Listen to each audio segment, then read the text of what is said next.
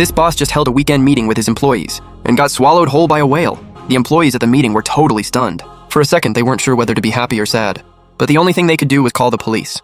Luckily, the whale that swallowed him was a humpback, a filter-feeding mammal. It doesn't have teeth, and its throat is tiny. It can't actually swallow a person. It's just holding the boss in its mouth for now.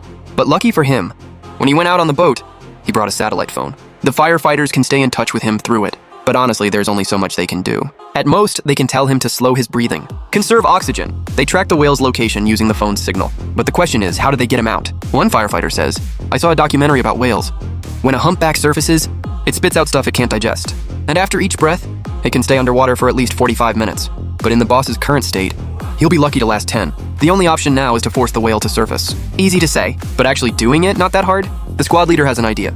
Whales are extremely sensitive to sound. They might be able to force it up with noise. As for how to get the noise underwater, he's got that figured out too. First, grab a traffic cone, put it over the siren, attach a megaphone with a valve, connect a long fire hose, then turn on the siren. The 120 decibel alarm travels down the hose to the seafloor. One firefighter is confused. He saw the same whale documentary, and it didn't mention this noise-making trick. Star Trek era The Voyage Home. At the captain's command, a firefighter hits the siren. The loud noise reaches the whale, but the boss isn't doing well. Oxygen running low, he's semi-conscious. Luckily, the captain's method works. The humpback, bothered by the noise, surfaces. It spits out what was in its mouth. A firefighter dives in. Doesn't matter if he's a regular guy or a billionaire. He doesn't hesitate. After some CPR, the boss is revived. The employees waiting in the conference room breathe a sigh of relief. Looks like the company isn't going under anytime soon. To thank the fire department, the boss offers them a company perk, a trip to space for a couple of days. They turn him down though, but little do they know, they'll need that space travel know-how sooner than they think. Oh my god,